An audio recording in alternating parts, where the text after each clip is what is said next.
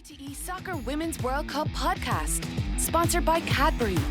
For grassroots to national level, a supporter and a half of women's football in Ireland. Turn the world round, shut the show down. I've been spinning, couldn't slow down. On the road now. Hello, we're 2 days out from the 2023 Women's World Cup final, an all-European affair between England and Spain. Perhaps not a final pairing that anybody would have predicted, but at the same time, not too outlandish. I'm joined by Anthony Pyne, back on the old sod in Ireland, and by Megan Campbell to preview the final. Hope you're both doing well. Oh, good, thanks. Good, Mikey. Good stuff. Megan, you're based in the northwest of England, so I guess I wanted to ask you, first of all, are you happy with the level of hype? Are you seeing dogs wearing Lauren Hemp jerseys? Are you seeing white and red bunting all over the place? Are you happy with how World Cup fever is sweeping the nation? To be honest, Mikey, it's actually quite strange because you don't really see anything around the area.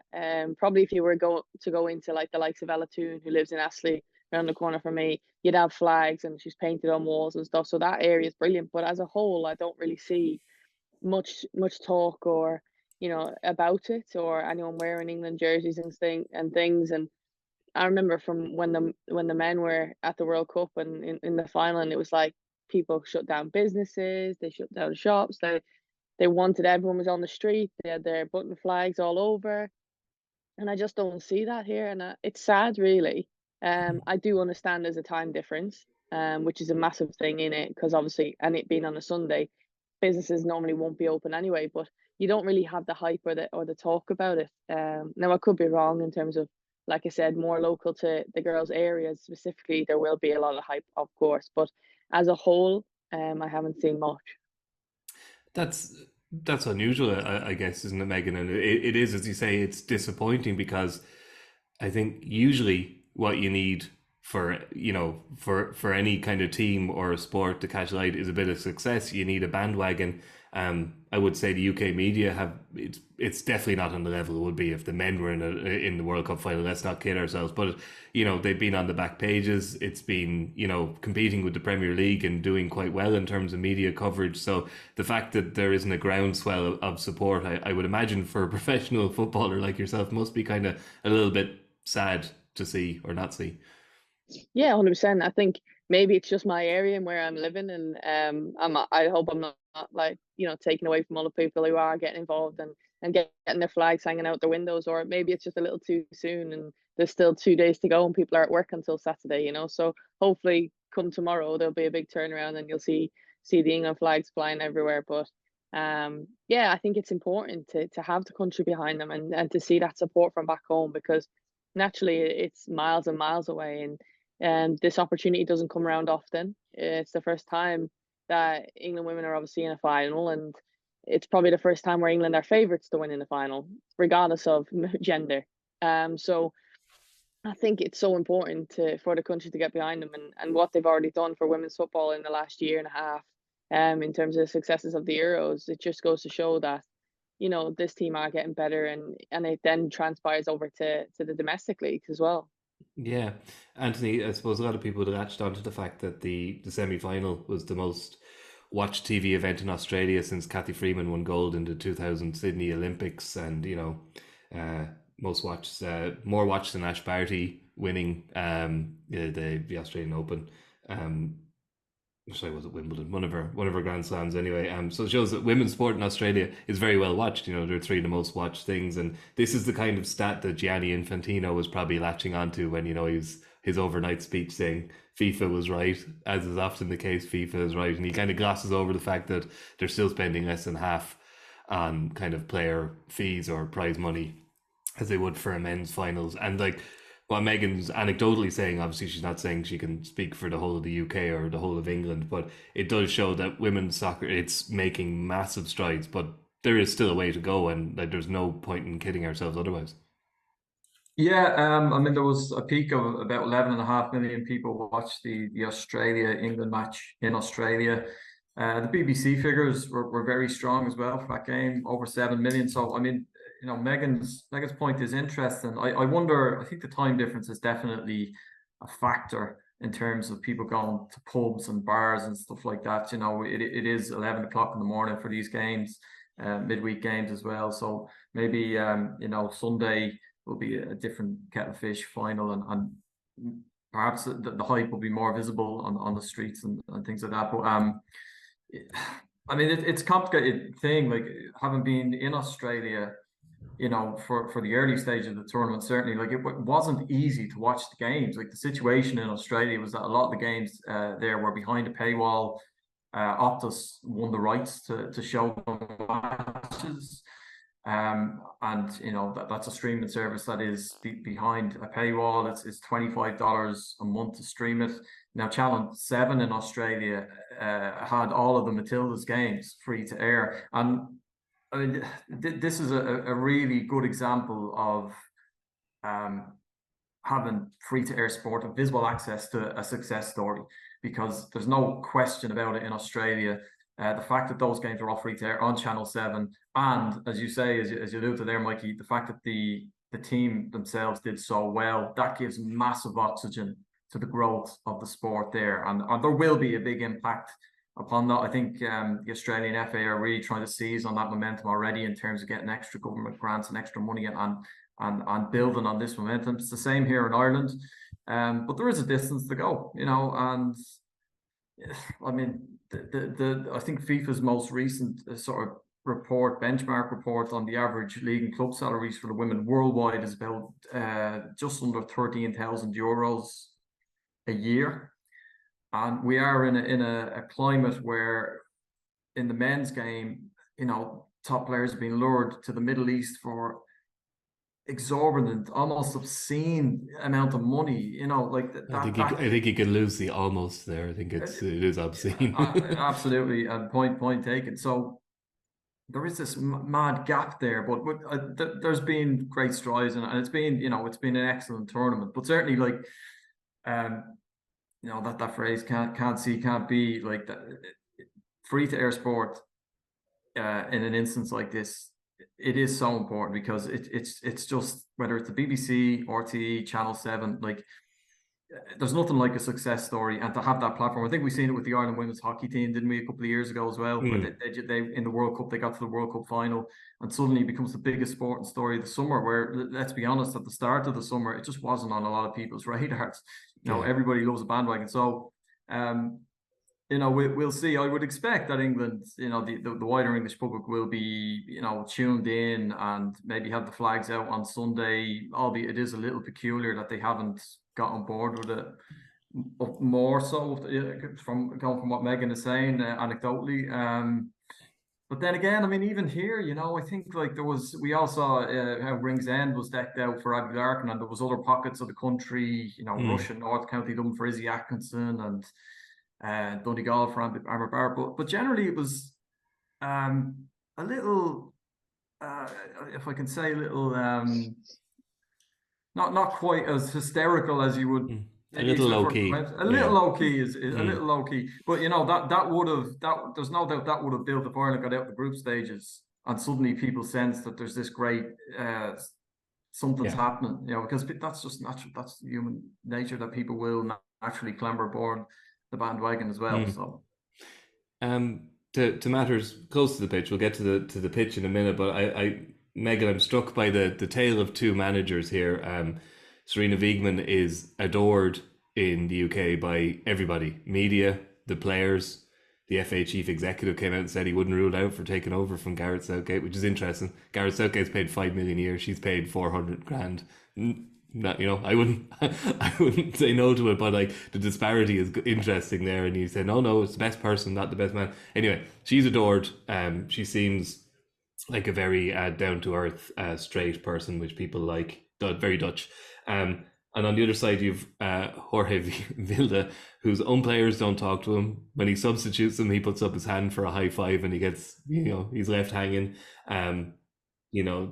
There are people, there's players like Veronica Boquete, who retired, I think, in 2017, 2018. She's saying half of her heart wants them to go all the way, and the other half of her heart hopes they lose, because she knows there's people there who don't deserve to have a World Cup win. on their CV, and you don't need to be a genius to figure out who he's talking about. There's players from Barcelona who aren't there because they refuse to play for him. There's Man City players, there's Manchester United players who are like wonderful talents who aren't at the World Cup because they dislike the coach so much, and there was obviously the protest. That has to be an advantage for England, that they have a beloved, respected, tactically astute coach, and on the other side is a guy who seems to be, in a lot of respects, an empty suit, who's not really a factor in how the team plays on the pitch, at least.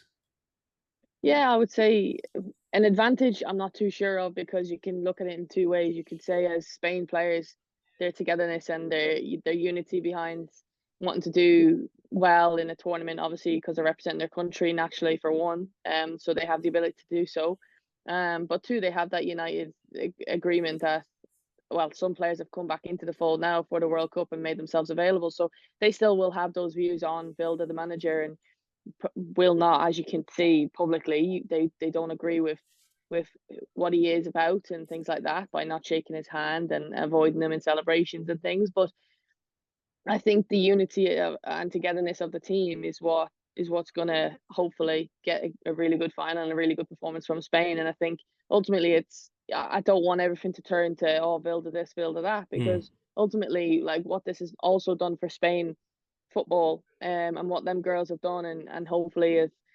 changed probably the next generation of women's football within Spain, and now they're hopefully going to become a dominant side, and they have quality players all over the field, and like you alluded to, they've got quality players that aren't even at the tournament. So I would like to think that this one World Cup won't define the manager staying in position, or the background noise being forgotten about, because ultimately there's obviously a big issue going on in the background that needs dealing with, regardless of the outcome of the World Cup final. And I hope that is sorted out so that the players all benefit from it, and other players feel that they can, if they want to step back into the fold and be involved and put themselves forward to play international level, to be selected, that is available to them, because ultimately they don't feel like that's possible at the minute. And it's quite cruel in a way, because the success that Spain are getting off the back of everything going on, but also then they're missing out on that as well. So I'm sure, no doubt, that they'll be excited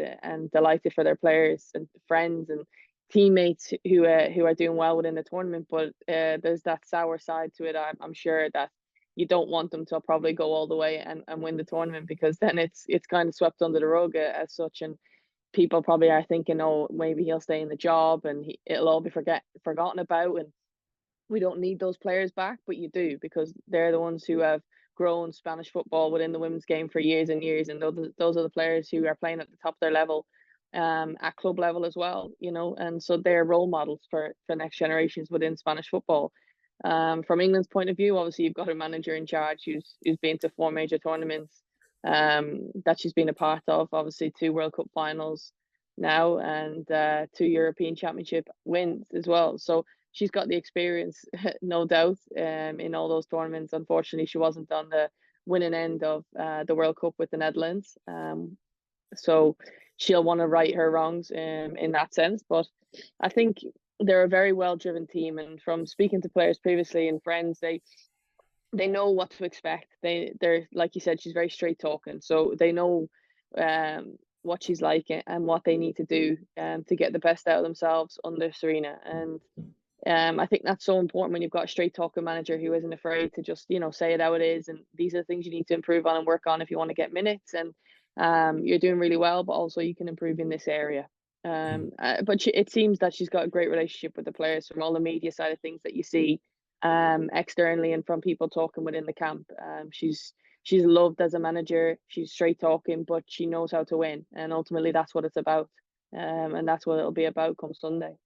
Yeah, Anthony, if Spain do manage to win this World Cup with kind of a manager who is far from beloved, and they're definitely not a united and entirely content camp, but also they're missing talent like Claudia Pyne and Laia Alexandria. Like you kind of think, even reaching the final, if there's a change in manager, like, he's very well supported by the governing body, obviously, in Spain. But if they were to change manager and they were to get all those talented players back, the 3 or 4 players who are like world-class players who aren't there, you have to look at it and say, like, you're going back to like the Spanish men's team at 10, 12 years ago. You're looking at like a potential period of domination, because this is a very, very talented group of players.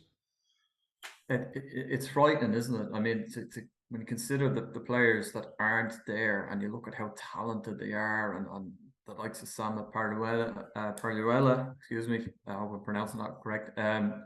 19 years of age, has been absolutely brilliant. Like their record at underage level has consistently been outstanding as well. Like they have won so many trophies under 17, under 19 level. So they've had this conveyor belt for at least 10 years. And this is the paradox, on one level, as you say, and as Megan makes the point, like if they could win the World Cup. So as a coach, Vilda, you would say, vindication for him. He's led the team to a World Cup. But on the other level, it sort of looks like, well, anybody could have done this. I mean, when you consider the issues that they've had, over quite a long period now, and the talent that are now at this World Cup, and they should be here. They should be at this tournament. It's such a shame that they aren't. You would sort of come to the conclusion, well, I mean, if they can win a World Cup, having come through all of that and had such a huge split, 15 players, effectively stepping away from the team. Okay, some of them came back, but not all of them. And they still get to the biggest stage of all and win it. And by the way, like, it hasn't been a bed of roses for Spain throughout this tournament either. Like they haven't been brilliant all the time. There's been a few rocky patches, and they have, they've come hammered over by that. Japan. Hammered by Japan, most notably. So I mean, at that point, who would have backed them to win it? And I think a lot of people were looking at Japan, and that's tournament football, isn't it? Japan they had their off night at the wrong time, whereas Spain, and I would say England to a degree, have just built momentum. The most important thing with every tournament in tournament football is build momentum in the knockout stages. Get out of the group and then build. Just get out of the group. Don't play all your best football in the group stages. So, yeah, it is a frightening prospect for Spain, and that will be a discussion for them once this is done and dusted. Okay, they've done really well, regardless of how Sunday goes. I mean, I think it's a toss of a coin. I fancy England, but I think it would be very close. But regardless of that, yeah, they are going to have really serious discussions about the way forward here, because they absolutely have a golden opportunity to clean up in the next 4 years, maybe even beyond that, depending on what's coming behind them. That as I said, their track record underage level is so outstanding. So, but you think like the Euros is in 2 years' time, and if this Spain team can in any way add to what they currently have and have some sort of cohesion and harmony behind the scenes, I mean, what are they? They will take some stopping. There's no doubt about that. To Sunday, then, obviously they don't have that cohesion, and those players aren't there, Megan. And England are probably mild favourites, I would say, because of their track record, their winning record over the last few years, notwithstanding the fact that like Frank Kirby and Beth Mead aren't there. What's your view on what Wiegman will do in relation to Lauren James? She's obviously was their player of the tournament, scored against Denmark, 2 goals and 3 assists against China, and the 2 goals were fabulous, and she nearly scored. She should have almost had a hat-trick. There was one ruled out as well. But Ella Toone was, along with Lauren Hemp, was the most influential player, arguably, in the semi-final. So it's a pickle. Could she possibly wedge the two of them into the team, or is it a straight choice between one or the other? It's going to be a difficult one, definitely. And I think for me, I was thinking about this when watching the game the other night, the other morning over here. I was thinking to myself, like, how do you fit Lauren James back into the side? Because they've done so well against an Australian side, not only just the pressure of Australia, but also the fan base behind them, the performances that they have put in. Obviously, like Anthony has said, like out of the group stages, they performed so well. And obviously they've done 2 of those great performances, or 1.5 without Lauren James. And she's a player that you can't really not include, though, because look at what she's done in the tournament so far. When England weren't playing their best football, she was the one who was dragging them along. She was the one scoring the goals and creating that moment of madness and quality. And she's a player that, yes, although she's obviously naive to what she's done and inexperienced in major tournaments, and probably just a lack of concentration in one moment, it's affected her, yes. And then it obviously is maybe now going to affect her choice or her selection in the starting 11. But regardless, I think it's England's depth to bring her onto the field, to bring Chloe Kelly onto the field, who hasn't obviously been playing a lot of minutes and scored the winning goal in the Euro final. You've got players on England's bench compared to Spain. I think England, if it goes a long way, will probably be the team to have the more influential players coming off the bench.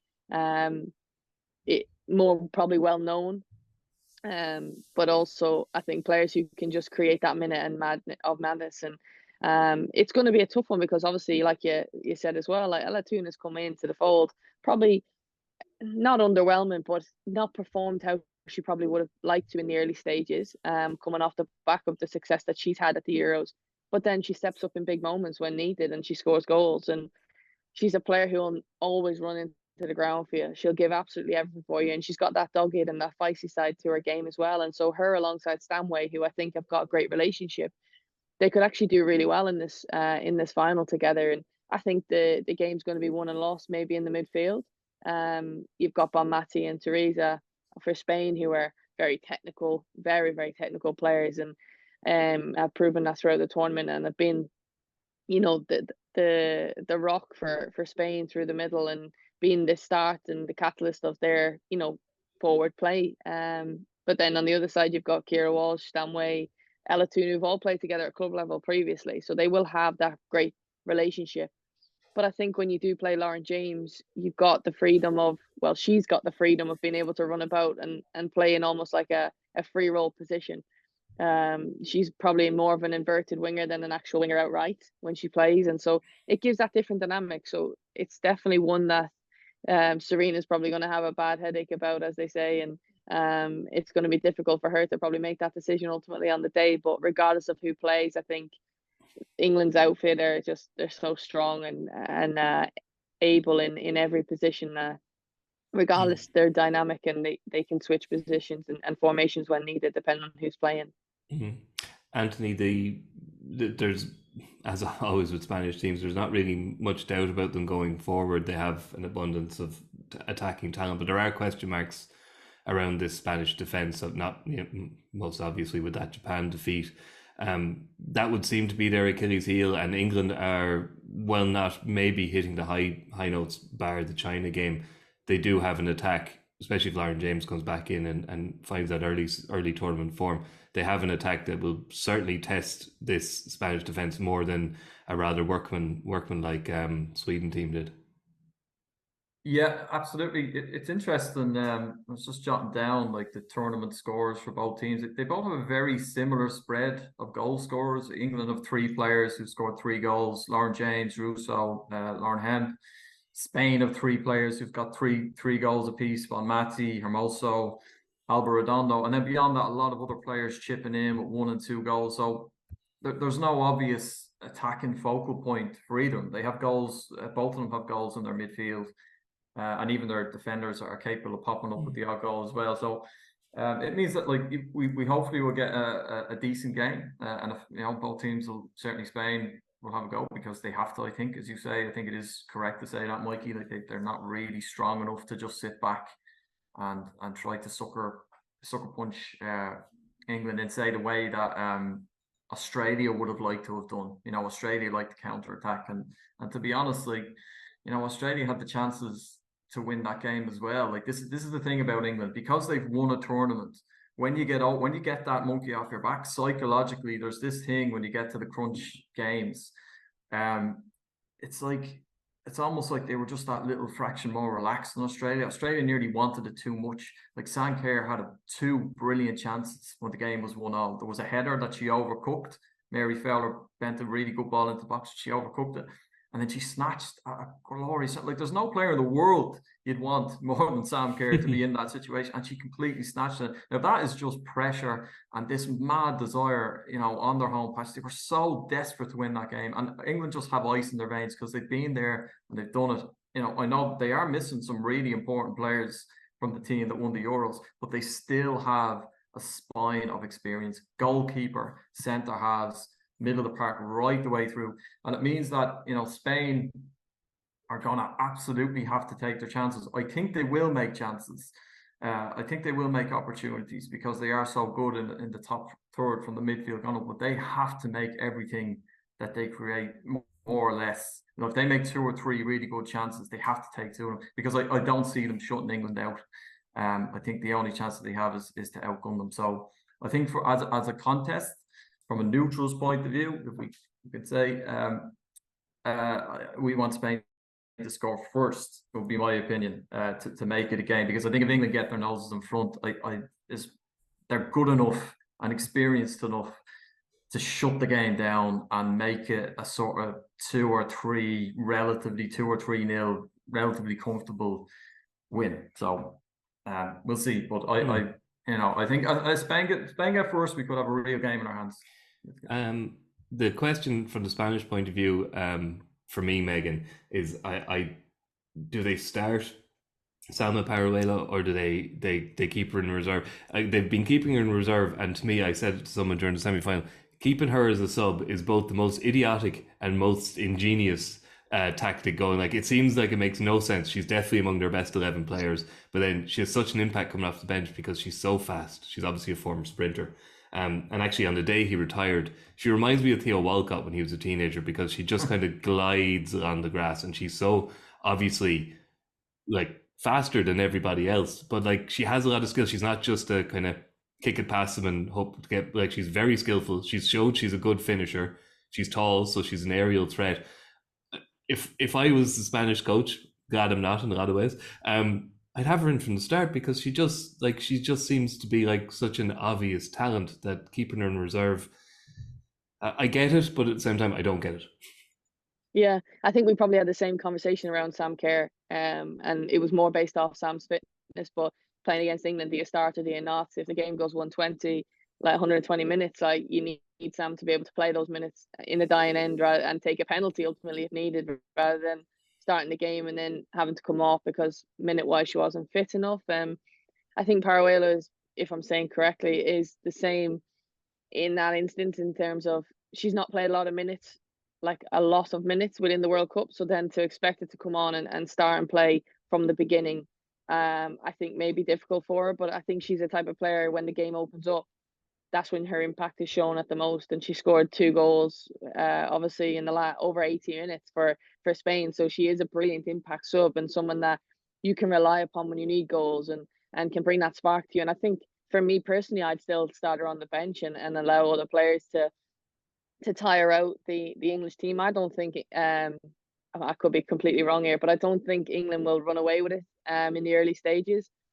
I'm hoping that it's still a close enough game that when she does come on the field, Paralleulo, she does have that impact, and she can create that spark. Because I think we've seen from England throughout the tournament, they're not like, well, especially in the group stages, they were a little bit shaky as they started to build up through the defensive line, and they don't have the most pacey of back line either. So if throughout the game that becomes tired, or maybe they're needing a goal and they're a bit more stretched and formation types change, I think it could actually suit her coming off the bench to come in and be that impact player for Spain, and that bright spark. Because I think ultimately too, that also gives you a lot more energy as a team when you've got someone coming off the bench who, it doesn't just lift her, it lifts the whole team who are playing behind her. And you know that the momentum, as they call it, it shifts sometimes, and we've seen that twice when she's come onto the field for Spain. So I would definitely keep her as an impact player, which is obviously not nice to say. And as a player, she's going to want to be playing because she's performing and scoring goals.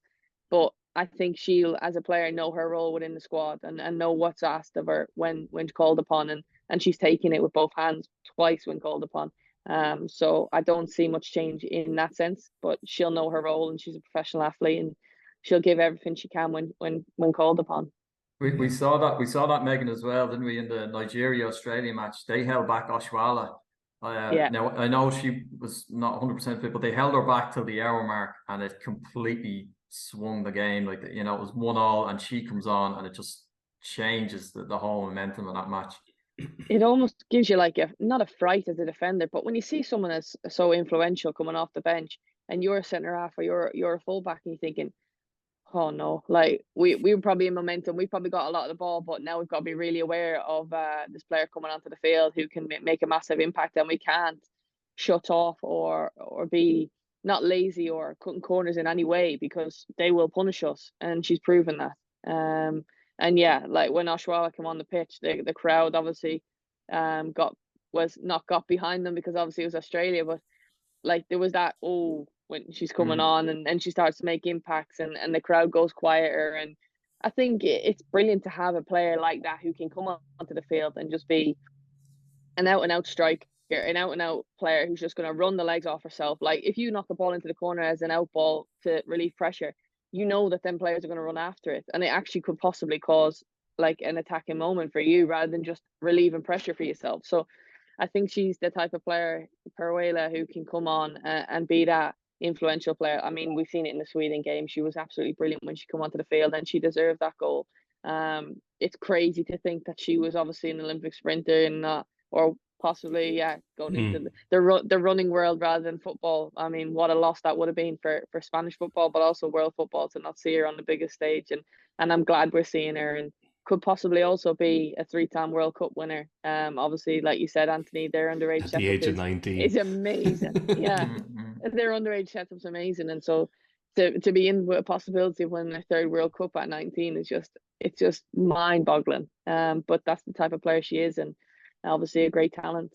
Yeah, and you know, Sarina Wiegman, there will be that plan when they see her name coming up on the board. England will have a plan. It won't be a case of, oh God, here she comes. It'll be, okay, here she is. Now we were waiting for this. So, you know, a manager like Sarina Wiegman won't be taken, you know, it's not going to catch her on the hop. They will know what to do. They'll know that, you know, obviously the left channel is going to become very important, and they're going to probably have to sit back a little bit further, and like they won't want to be leaving any space behind, because, you know, she's 10 meters quicker than anybody else, isn't it? Like, so it won't be a surprise, but the fact of the matter is she's so quick, so talented, and so impactful that even if England have a plan, there's a chance she could swing it. Yeah, 100%. Yeah. Okay, prediction time, guys. Anthony's already kind of hinted at his, so I'll let you go. Megan, do you think England are going to do it, or can you see Spain?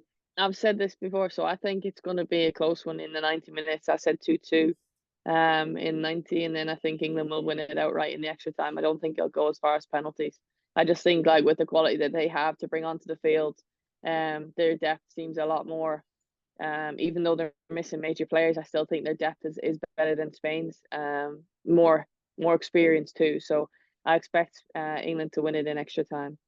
Nice. I was praising Anthony earlier in the tournament for his very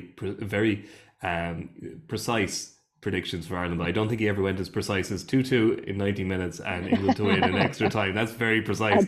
Anthony, what minute will see goals? Yeah. Anthony, what minute will the winner be scored in? Well, I won't go as far as the minute. I'd say 2-1 to England. I just think I mean, not to sound wise after the event, because this has been a wide open tournament. It's been a great tournament, and I think any metric or one of the two metrics of a tournament in terms of how enjoyable or quality of them is. Has there been many shocks, and has there been many really, really good games? And I think this World Cup has passed both of those, or ticks both of those boxes. But I do think, and I have felt for a while, that England just look like champions. They've got that mark of champions. And it's not because they've been brilliant or swashbuckling. It's the opposite. They've just done enough. You know, they passed every test that's faced them. They always just seem to have a little bit more. And I expect it will be the same on Sunday. And the thing about them as well, I will say this, and you know, this isn't for the purists, but they have a cynical streak in them. Like, that's how Sam Kerr came in for quite a bit of punishment. You know, England are not above that. Like, they will look, if they need to do that, they will do that. If they feel, they're very good at playing the game on their own terms. So if they have a lead to protect, they'll slow it down. That might mean tactical fouling. It might mean taking their time with throw-ins. If they're chasing the game, they're good at quickening things up, stretching things up. I just think the bank of experience they have, the manager that they have, and the personnel they have, they'll have a little bit too much for Spain. But it won't. I agree with Megan. I think it will be tight, and I will say 2-1. Okay, I'm going to make it a hat trick if England wins. I would really like this Spanish team to win for a lot of reasons, and then, like everybody else, I kind of like them not to win as well. But I do think England, I think you're right, I think they're just more streetwise. They're more kind of, they've got more tournament experience, and I also think that Lauren James coming back in is going to be quite a factor. She's going to be highly motivated, so that's the way I see it going. You can, of course, watch it live coverage on RTÉ2 and the RTÉ Player from 10 a.m. on Sunday morning with the match kicking off at 11. We'll have a live blog and report and everything else on the RTÉ website and the RTÉ News app. And if you want to watch the third, fourth playoff, that's on Saturday too. But third, fourth playoffs are they're a niche watch, I think, for most people. But it's there, Australia and Sweden. If that's your bag, that's on tomorrow on Saturday. So thank you very much to Megan and to Anthony, and we'll be back on Monday to review the final. So we'll chat to you then. Good luck. Shut the show down. I've been spinning, couldn't slow down. On the roll now.